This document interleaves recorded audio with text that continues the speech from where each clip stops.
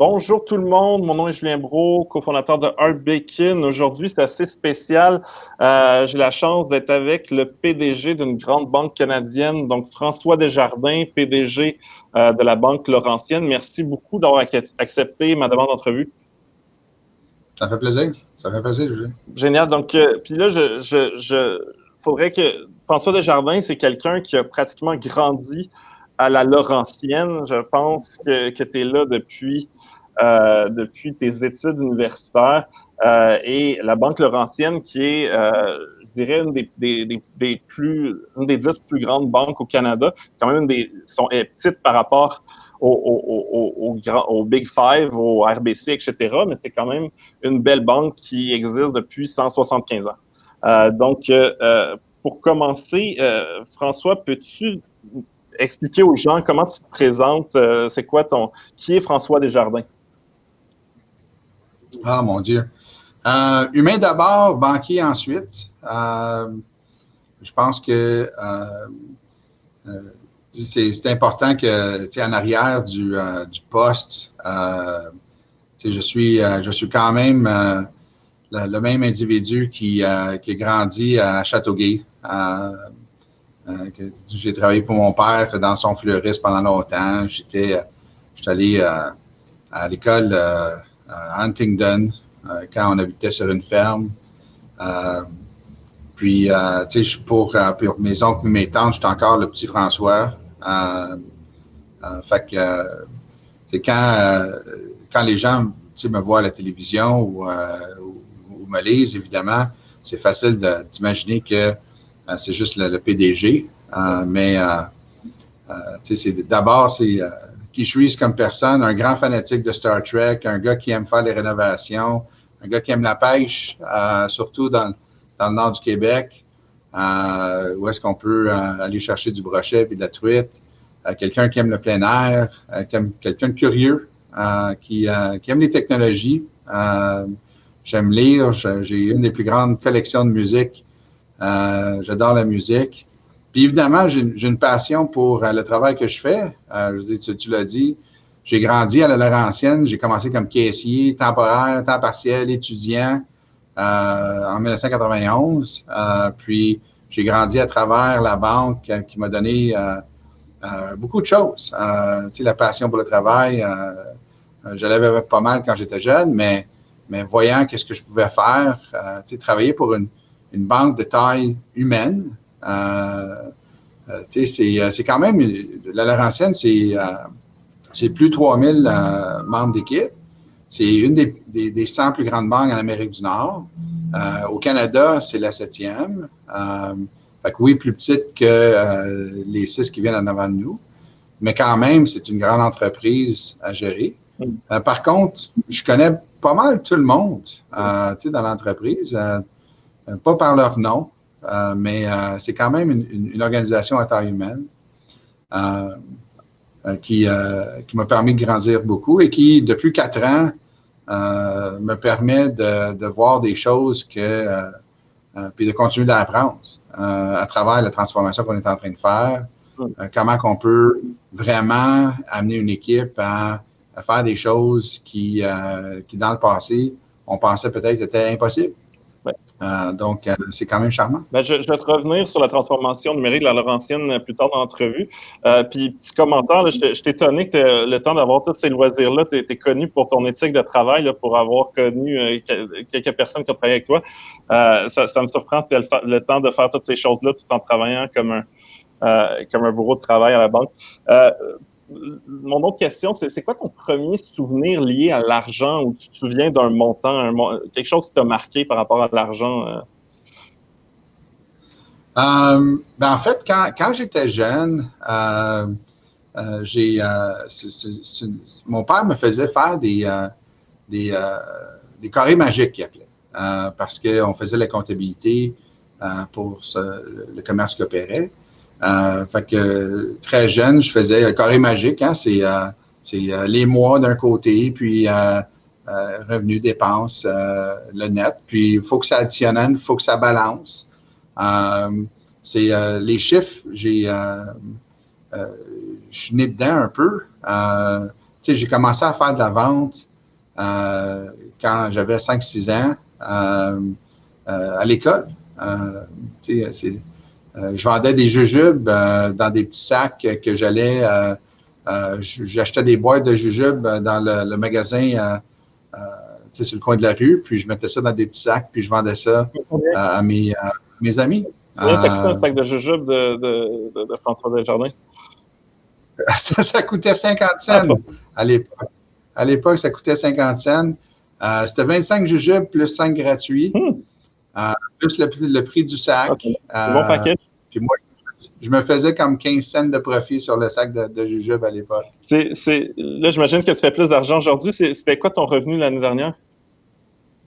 Ah ben là, ça, c'est très public. Hein? On peut regarder ça dans le proxy de la banque. L'année dernière, je pense que j'étais dans les 600 de salaire. Okay. La majorité de la rémunération des cadres, c'est le long terme. Hein? C'est les actions ou les options qui sont données en guise de performance. Hein? Donc, plus l'action est bonne, augmente, plus de rémunération que je fais. Puis la même chose de l'autre côté. Donc, par exemple, quand l'action de la banque baisse, ben, l'exécutif le plus impacté de ça, c'est moi. C'est quoi ton salaire de base? Pardon? C'est quoi ton salaire de base excluant les options, puis les attributions d'actions, tout ça? C'est ça. C'est ce que je t'ai dit, autour de 600. Okay. Puis la rémunération globale au niveau des cadres, ben ça, c'est quelque chose qui est géré par le conseil en regardant qu'est-ce que les autres exécutifs font. La chose importante également, c'est dans mon cas, ma grande partie de ma valeur nette, c'est les actions de la Banque Laurentienne. En fait, je n'ai jamais sorti mes bonnets de la Banque Laurentienne. Je les ai toujours réinvestis dans la banque au fil des années. Okay. Donc, quand un investisseur regarde dans le proxy annuel, il peut voir que le nombre d'actions que moi je détiens est super important. Puis pourquoi c'est bon pour un actionnaire, c'est que évidemment, nos intérêts sont liés. Moi, je vais prendre des décisions qui est dans l'intérêt des actionnaires parce que je suis un grand actionnaire. Ben, et peut-être même plus à long terme parce que les dirigeants, souvent, sont rémunérés par option, donc ils ont intérêt à ce qu'il y ait des résultats qui fassent augmenter l'action à telle date précise. Si on est actionnaire, on a intérêt à prendre des décisions qui vont augmenter la valeur à long terme. Exact. Justement, c'est quoi ton actif net? Est-ce que ça correspond à peu près à ta position dans Banque Laurentienne? Ah ben là, c'est une grande proportion. Tu sais, je suis à la banque depuis bientôt 30 ans, donc c'est là que j'ai accumulé le plus grande valeur nette. Mais je vais me garder une petite réserve sur combien je vaux au total. Parfait. C'est quoi ton conseil le plus puissant pour s'enrichir? Pour s'enrichir, pour les gens qui nous écoutent présentement et qui se disent comment je fais pour m'enrichir.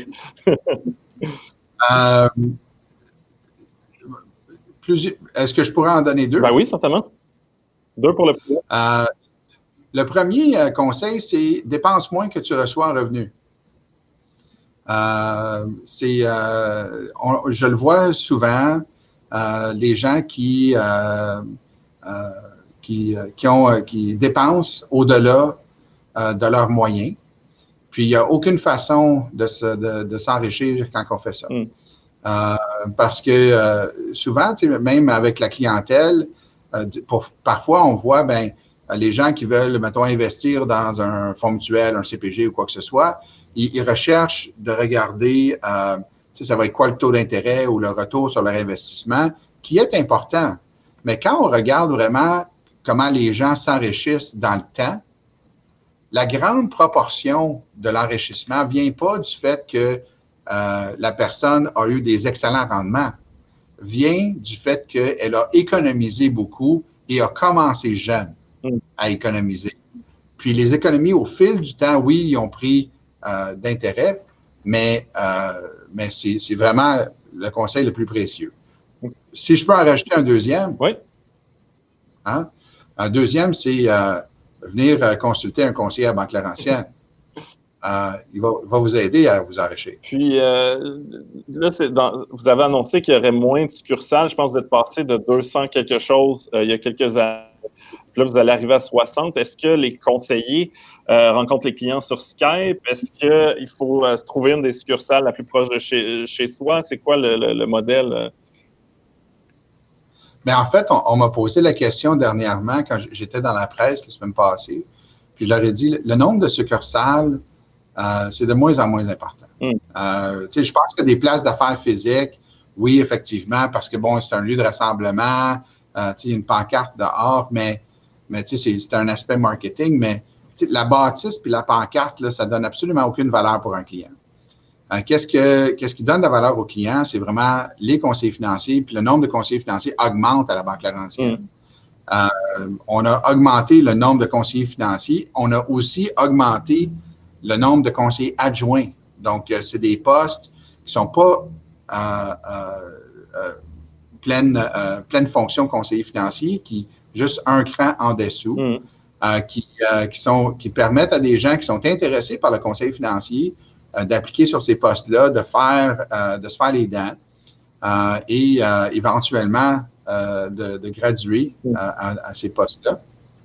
Je pense que le modèle, est-ce que les conseillers financiers, à travers le COVID, on a une augmentation du nombre de contacts qu'on a avec nos clients, une réduction dramatique du nombre de visites en succursale, parce que la grande majorité des visites se faisaient par des personnes âgées qui maintenant sont en isolation.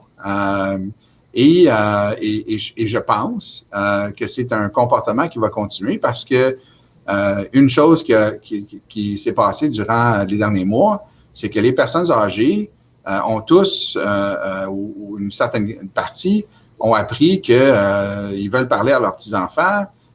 Puis la seule façon de le faire, c'est à travers leur tablette, le FaceTime, le Skype, etc. Oui, effectivement, on parle à nos clients à travers des moyens virtuels, le téléphone, etc., le courriel.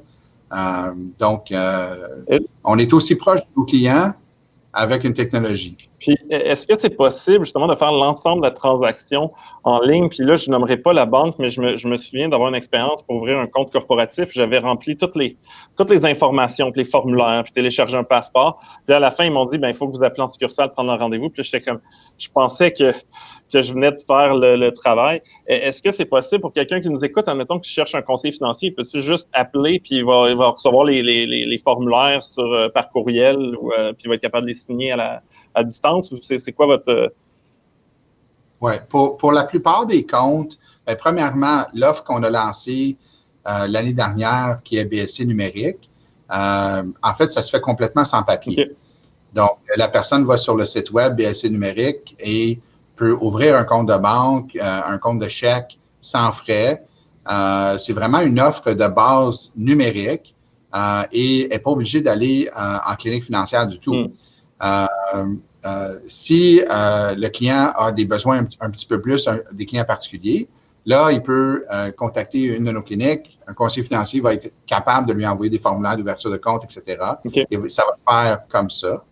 Il y a des comptes un peu plus complexes. On n'est pas complètement rendu au numérique, mais à tous les jours, on avance là-dessus. Donc, évidemment, des comptes commerciaux, des comptes corporatifs, un peu plus complexes, mais la direction de la banque, ça fait depuis 4 ans qu'on s'en va vers ça. OK. Donc, un client, du côté, mettons, de valeur mobilière, Banque Laurentienne, je pense que il pourrait ouvrir un compte, là, puis faire des formulaires de KYC et ainsi de suite là, pour ouvrir un compte puis commencer à investir avec vous là, à distance. Oui. OK. Ouais.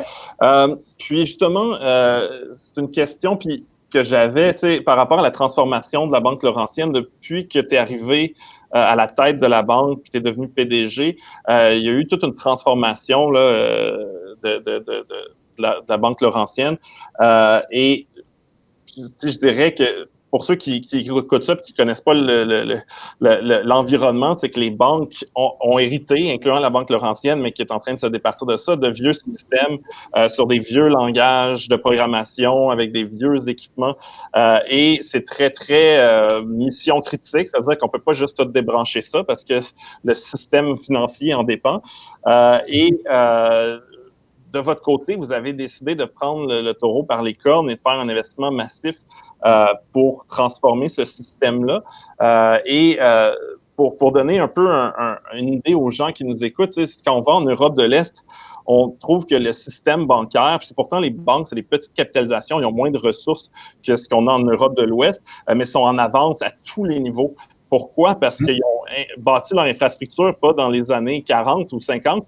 Ils ont bâti leur infrastructure informatique dans les années 90, donc sur des technologies extrêmement modernes et ont pu évoluer beaucoup plus vite avec moins de capitaux que les autres.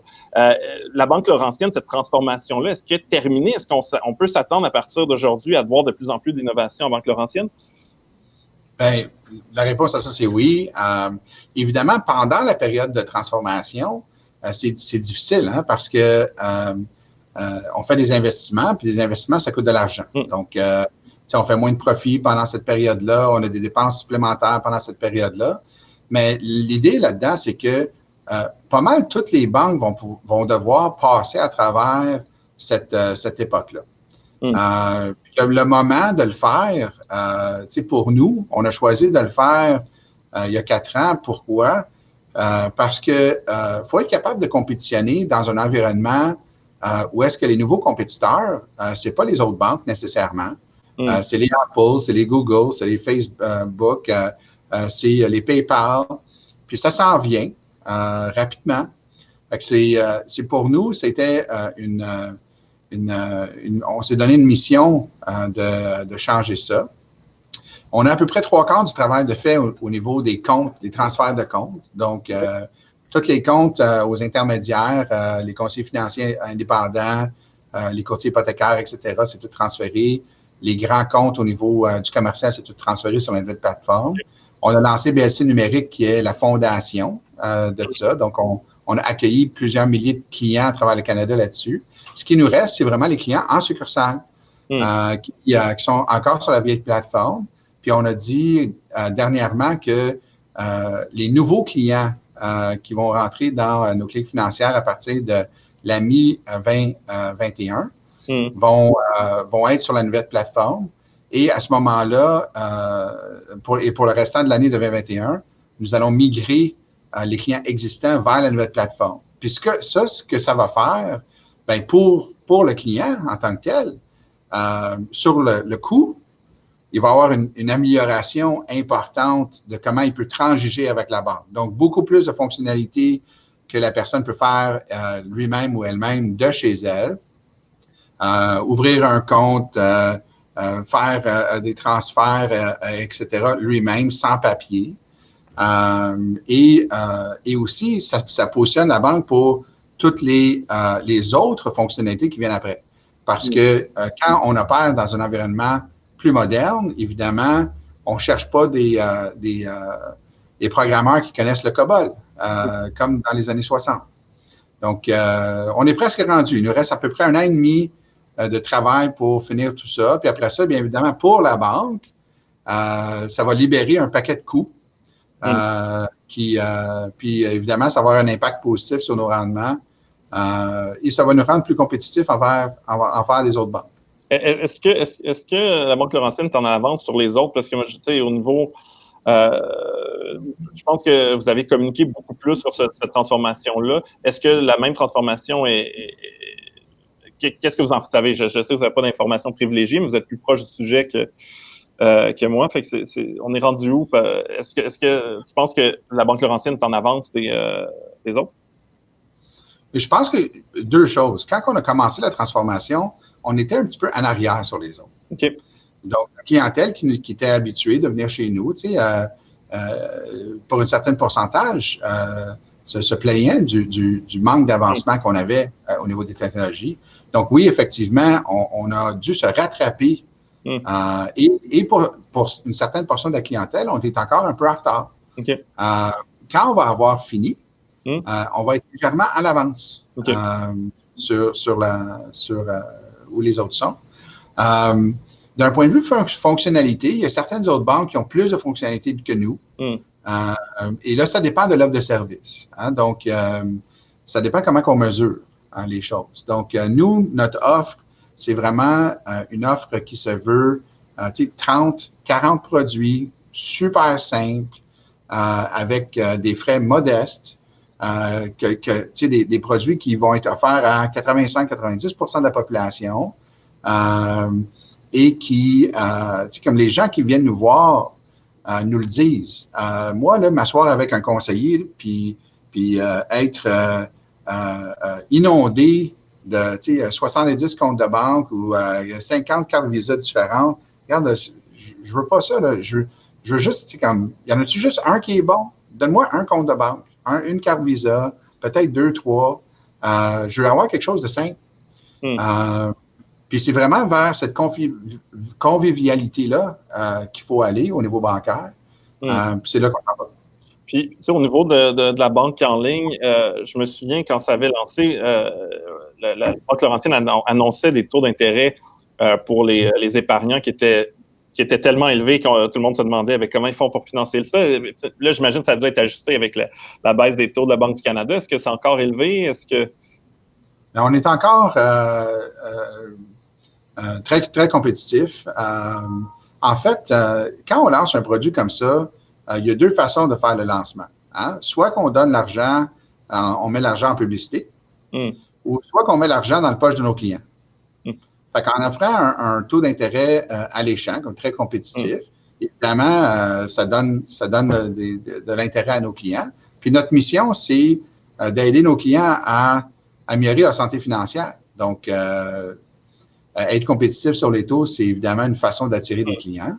Avec ce lancement-là, c'est sûr que la Banque Laurentienne est redevenue pan-canadienne au niveau de son offre numérique. Donc, ça, c'est intéressant également. Puis, c'est aussi la plateforme, en ajoutant d'autres produits, c'est la plateforme qui va se servir à l'offre que nos clients existants en clinique. Donc, ça nous permet de tester le produit puis de voir comment il fonctionne vraiment, tout ça. Donc, c'est super intéressant. Présentement, je pense qu'on est numéro 1 ou numéro 2 ex aequo au niveau des taux sur notre compte. Puis, on a l'intention de rester compétitif, évidemment, avec le temps. Est-ce que tu sais c'est quoi le taux par cœur? Est-ce que j'aurais dû vérifier à l'entrevue? Non, je ne sais pas. Je sais qu'il a baissé.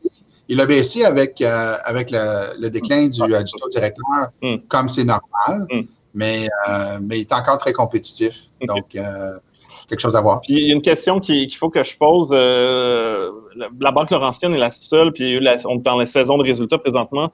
À date, c'est la seule banque canadienne qui a annoncé une diminution du dividende. C'est une diminution où le dividende a été coupé? Je n'ai pas te regarder les chiffres. Là. Je vais passer les pages de presse. Ouais. On a réduit le paiement de dividende de 40 en le remettant à l'intérieur de la fourchette pré-COVID de notre politique. Donc, notre politique, c'est de payer 40 à 50 du dividende à nos actionnaires. Puis, évidemment, avec ce qu'on a vécu avec les relations de travail l'année passée, on s'est retiré un peu de la vente, on a perdu des actifs, il a fallu gérer cette crise-là. Là, ça fait 6 mois qu'on est redevenu sur le pas de la croissance. Donc, c'est le fun. Quand j'ai commencé 2020, je me suis dit, j'ai pas de besoin de couper le dividende parce que nos résultats vont réaugmenter, puis la proportion va revenir à l'intérieur de l'échelle, de la cible. Par contre, avec le COVID, moi, je gère une entreprise de 175 ans d'existence. Donc, quand on prend la direction d'une entreprise comme ça, une entreprise historique, c'est pas en faisant des niaiseries qu'on avance. Donc, la façon la plus prudente, c'était de dire, bon, pour l'instant, on va réduire le capital temporairement, se garder des réserves au niveau du capital, s'assurer qu'on peut faire la croissance et l'investissement qu'on a besoin de faire. Si le COVID se résorbe rapidement, à ce moment-là, j'ai pas de problème. On a du capital en masse, puis on va réaugmenter les dividendes quand les résultats vont réaugmenter. Si le COVID perdure, à ce moment-là, on aurait pris la bonne décision d'être prudent dans une période où est-ce que on se doit d'être prudent. D'ailleurs, juste pour corriger un peu, on n'est pas la seule banque. Hein? On est la seule banque, la grande banque canadienne, si on veut. Mais à travers le monde, les banques européennes ont demandé à leurs banques, le gouvernement européen a demandé à leurs banques de couper leurs dividendes au complet. Okay. Ça a fait évidemment l'objet de discussions au Canada. Puis toutes les banques sont libres au Canada de faire ce qu'ils veulent. Mais puis il y a aussi d'autres banques qui payent normalement des dividendes qui sont bien moins que la Laurentienne. En fait, pour l'actionnaire, quand on ne paye pas le dividende, on réinvestit dans la compagnie. C'est pas perdu en termes de valeur. C'est qu'on est en train de faire des réinvestissements à l'intérieur de la compagnie. Donc, ça aussi, c'est bon côté. Parce que la Banque Laurentienne a été plus affectée que les autres banques, mais toutes les banques canadiennes ont perdu des plumes au niveau du cours de l'action en bourse au courant des derniers mois. C'est quoi les risques pour les banques? Parce que là, présentement, il y a plein de mesures d'allègement pour les clients des banques. Je pense que Laurentienne fait ça aussi pour ses clients. Donc, il y a des gens qui ont appelé et qui ont dit, est-ce que je peux avoir un congé de paiement pendant quelques mois? Est-ce qu'il y a un danger qu'une partie importante du portefeuille de prêt devienne une partie plus importante que les actuaires avaient prédit au début qui deviennent... c'est quoi le risque pour le système financier? Parce que le Canada a très bien survécu à la crise de 2008, qui était une crise essentiellement financière. Là, on est dans une crise où il n'y a pas vraiment de problème sur les marchés boursiers, mais il y a un taux de chômage plus élevé. Donc, c'est quoi qu'il faut craindre pour un investisseur qui aime les titres de banque? Premièrement, quand on regarde plusieurs éléments que tu mentionnes, en fait, le titre des banques canadiennes est lourdement corrélé. Il y a une haute corrélation entre la performance en ROE et le prix de l'action de la banque ou son price to book, si on veut. Donc, la Laurentienne, à l'intérieur de la crise, a commencé la crise plus basse que les autres banques canadiennes. Pas à cause de la crise, mais juste à cause des résultats. Puis les résultats, c'est en fait c'est la transformation. On est en plein milieu de la transformation, donc, comme j'ai expliqué auparavant. Donc, le cours de l'action de la banque à comparer aux autres n'a pas été mieux ou plus mauvaise au niveau de la crise. Et quand les résultats vont réaugmenter, le cours de l'action, normalement, prend son envol. Deuxième élément, toutes les banques canadiennes, incluant la Laurentienne, ont fait d'énormes choses pour ses clients. En fait, nous, ce qu'on a fait, c'est de donner des rapports de paiement sur les hypothèques, les cartes de crédit, les prêts personnels. Puis on a demandé à nos clients, si vous avez des problèmes, appelez-nous, on va essayer de trouver une solution. Évidemment, ce n'est qu'une infime partie de l'ensemble de l'œuvre des gouvernements fédéraux, provinciaux, municipaux qui viennent soutenir une économie pendant une crise de santé. Puis ça, c'est la grande différence qu'on doit comprendre de cette crise-là. Ce n'est pas une crise économique comme on a vécu en 2008-2009, c'est une crise de santé. Une crise de santé temporaire. On sait qu'à un moment donné, il va y avoir un vaccin où on va vaincre la pandémie. Et ce que ça veut dire, c'est que, et c'est ça la pensée présentement, c'est que pour la période, peu importe longue qu'elle est, si on soutient l'économie en ayant des paiements directement aux consommateurs, en faisant des rapports de prêts, etc., puis en aidant les petites entreprises, à ce moment-là, l'économie, elle, est en pause. Hein? Les employés, peut-être qu'ils ne travaillent pas, mais ils ont plus d'argent que normalement, ils seraient sur l'assurance chômage. Donc, on subvient à ces besoins-là. Puis, normalement, quand les entreprises reprennent, ils rembauchent les employés plus rapidement que si c'était vraiment une crise économique où est-ce qu'on voit la débandade et après ça prend longtemps à revenir. Je pense que c'est exactement ce qu'il fallait faire dans ces moments-ci. Puis, la Laurentienne joue son rôle là-dedans.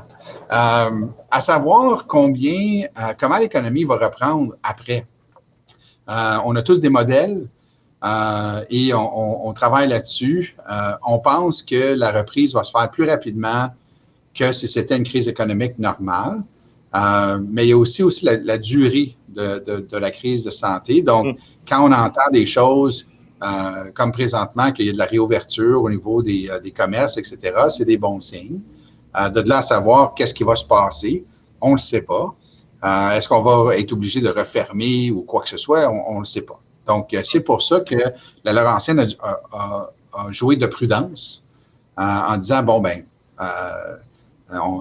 va le savoir quand on va le savoir. Puis, le dernier élément, c'est de quoi on devrait avoir peur. Ouais. En fait, les banques canadiennes, c'est des entreprises très solides. C'est des entreprises de services qui ont des gros bilans. Donc, certaines banques peuvent faire plus de profit que d'autres, mais le système financier canadien est excessivement solide. Excessivement de réglementation, excessivement de supervision,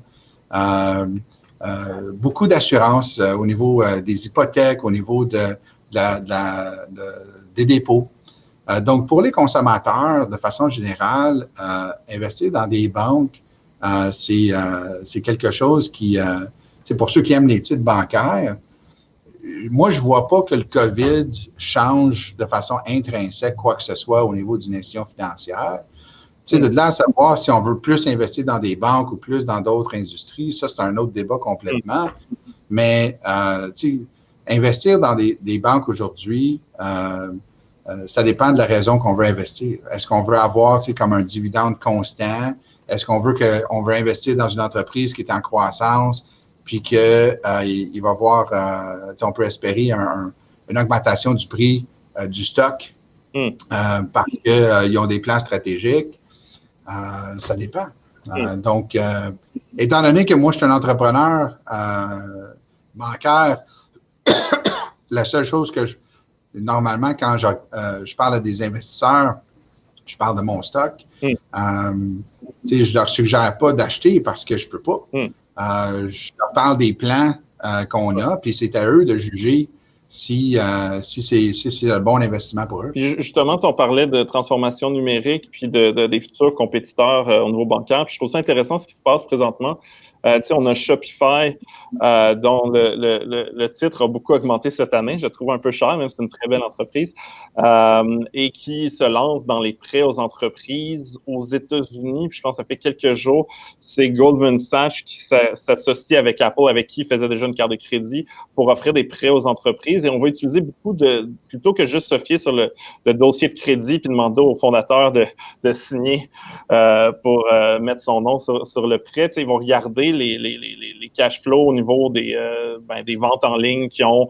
On va utiliser un paquet de données en se connectant sur leur système. Est-ce que c'est quoi le futur des banques? Parce qu'on parle d'entreprises technologiques dont c'est le cœur de métier de faire ce type de logiciel-là qui s'intègre sur d'autres. C'est quoi ma question, en fait, c'est pour du côté de la Banque Laurentienne, c'est quoi la banque du futur? Comment on va compétitionner justement avec ce type de prêteurs-là, puis les néobanques, et ainsi de suite? Comment on se positionne? Mais en fait, moi, je pense qu'il y a plusieurs éléments à regarder là-dedans. Puis je vais juste parler du marché canadien, surtout, parce que les règles sont très différentes aux États-Unis sur qui peut offrir des services bancaires ou pas. Mais au Canada, on est largement réglementé. Et je pense que c'est une très bonne chose pour la protection des consommateurs surtout. C'est pas n'importe qui peut prétendre être une banque. C'est pas n'importe qui peut prétendre faire des choses comme ça. Par contre, moi, ce qui m'a toujours allumé, c'est pas la peur qu'Apple s'en vienne au Canada ou fasse ce genre de trucs-là. C'est les consommateurs eux-mêmes, prennent leur mobile, sont capables de faire des transactions avec d'autres entreprises, sont capables d'aller sur Shopify, sont capables d'aller sur eBay ou sur Amazon, puis bouf, le lendemain, le produit est rendu à leur domicile, etc. Puis après ça, ils servent vers leur banque.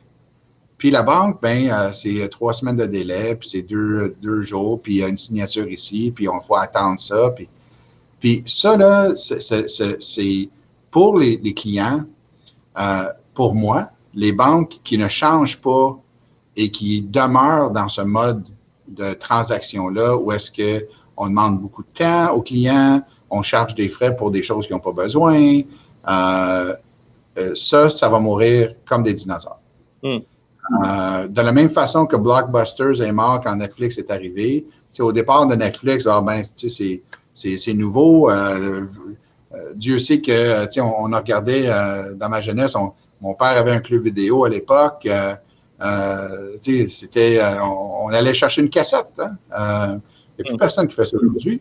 Il n'y a plus personne qui achète à part certains qui aiment encore des disques vintage, comme moi, mais c'est dur à retrouver. Tout le monde prend sa musique en ligne. Puis le monde bancaire, tranquillement, pas vite, s'en va vers ça. Donc, ça devient, puis dans la numérisation, normalement, pour la clientèle, ça devient moins coûteux parce que le client fait plus d'affaires directement sans l'intervention dans un processus pratiquement automatisé. Donc, l'investissement qu'on est en train de faire, puis je pense que le changement qu'on est en train de voir, qui va s'accélérer, puis au fil du temps, c'est exactement ça. La problématique que nous avons, par contre, au Canada, comme partout ailleurs, c'est qu'on a des clients qui veulent que tout soit automatisé, qu'on ait des sensors, puis la technologie plus ultra tout de suite. Mais on a aussi des clients qui ils veulent avoir la banque comme c'était en 1985. Puis entre les deux, c'est difficile d'offrir pour une seule organisation l'ensemble de ces moyens de gestion-là. Puis là, tranquillement, pas vite, faut se ramener en 2020, puis dire à certains clients, vos relevés papier, c'est pas bon pour l'environnement, c'est pas bon pour plein de raisons, puis on va aller avec des relevés numériques. Donc, ça nous prend une adresse courriel pour gérer en 2020. Puis c'est une adaptation que la clientèle doit faire. Puis, j'ai une question un peu intéressée.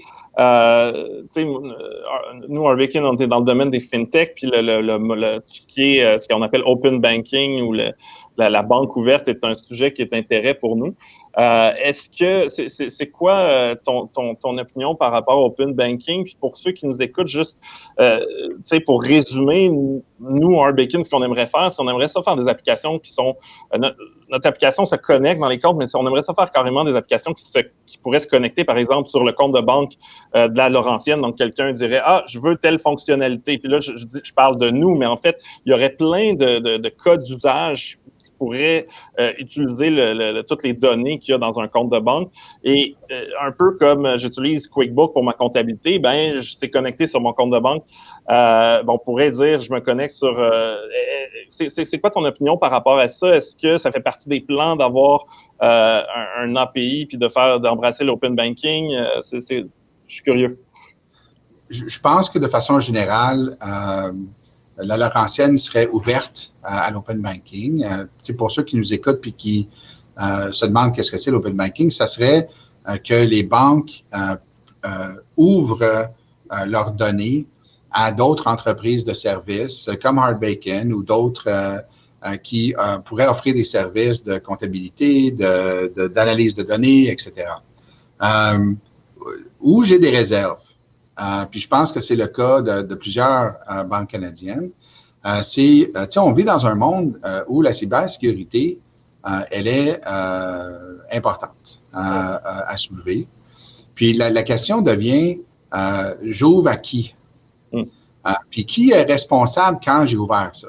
Donc, quand j'ai un client qui me dit, moi, j'aimerais ça utiliser telle compagnie pour faire mes données, j'aimerais ça que tu partages ces données-là.